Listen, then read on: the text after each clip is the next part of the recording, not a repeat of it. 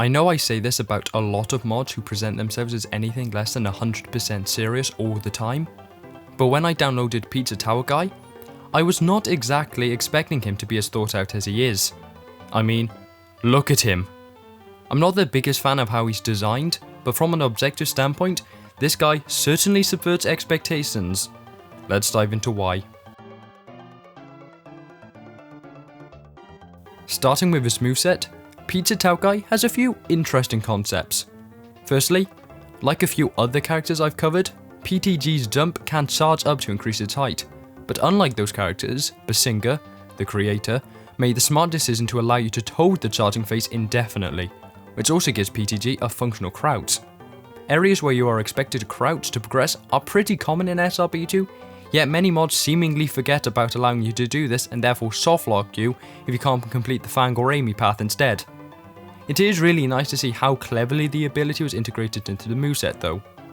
While that is all fairly run-of-the-mill and unassuming, his real OP ability is the ability to teleport when pressing custom 2.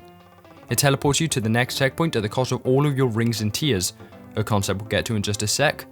But considering how there doesn't appear to be a minimum number of rings or tier you need to be at to use this ability, that sounds like a fair trade-off. I'm assuming it is anyway, because no matter how much I fandangle the mod into working for me, it refused to allow me to teleport. So I'm getting all my information from the clips posted on the mod's download page. A completely legit way to discern the quality of an ability, I'm sure you'll all agree. But while the teleport would be Pizza Tower Guy's most powerful ability, the gameplay system that actually has the most depth would be PTG's tier abilities, done by pressing the spin button in air or on the ground. There are 3 tiers of abilities, with 2 abilities assigned to each tier. You choose ability A by pressing spin in air or fire at any time, and ability B by pressing spin on the ground or custom 1 at any time. The abilities themselves don't have too much complexity to them, so I'm going to throw them out in rapid succession. Ready? Let's go. Tier 1 ability A is the bottle throw, where PTG throws his beer bottle at whichever poor enemy he is currently homing in on.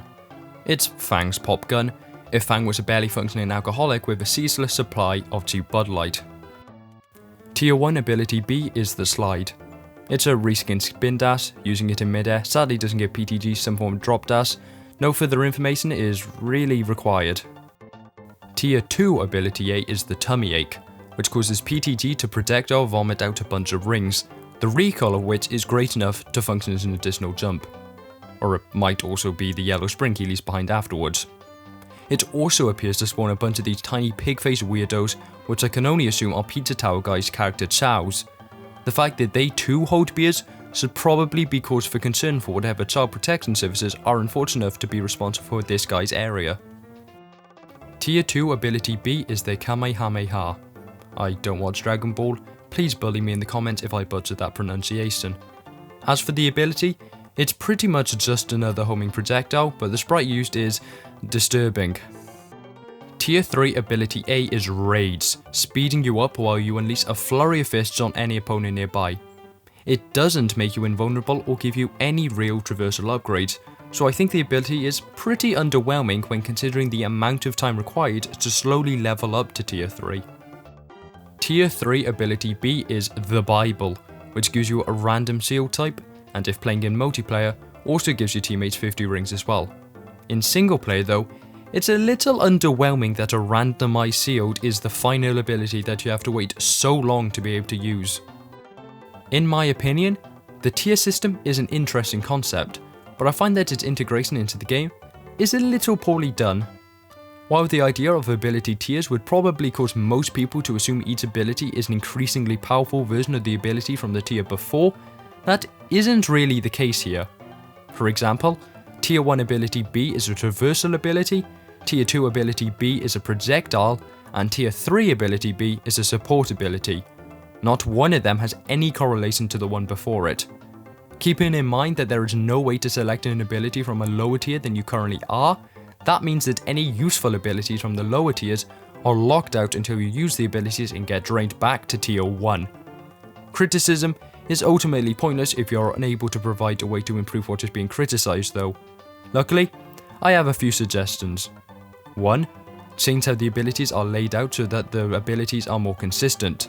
so swapping the Kamehameha around with a tummy ache would make it so ability A is always an attack while ability B is a support or traversal ability, and would make the whole thing feel just that little bit better. 2. Change the way the tier system works. Currently, tiers are accumulated naturally over time, but can be accumulated faster by collecting rings. Then, after using a tier 2 or 3 ability, you are reset back to tier 1.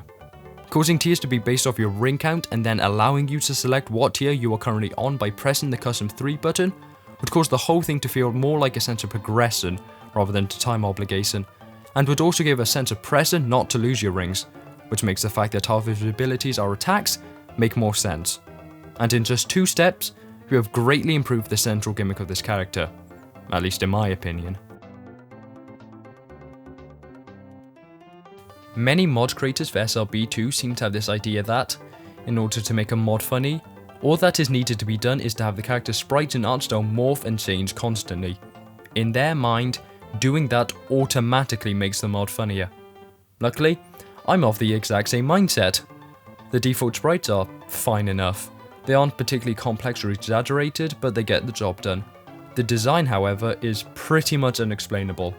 The closest I can get is some middle-aged Texan who lives in a trailer park which forcefully combined with a castle tower, and now drinks excessively in order to forget about the pain of his existence. I know I would. Finally, I'm aware it's a minor thing, but I think the Kamehameha sprite needs to be purged. I need to go into no further detail about why, just look at it. An overall decent set of sprites, elevated by the amount of morphing and changes they go through during standard gameplay that makes them look very fluid. In conclusion, Pizza Tower Guy is clearly a joke character. I don't know how anyone could look at the guy and think it's anything else, so I'm aware I'm really stating the obvious there.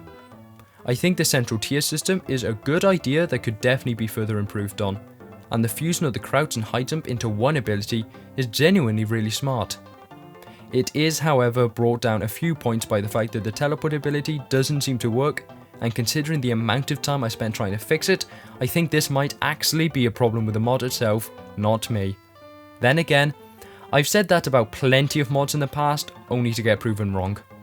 I'm going to give Pizza Tower Guy a 6 out of 10. I hope you enjoyed the video, and ciao.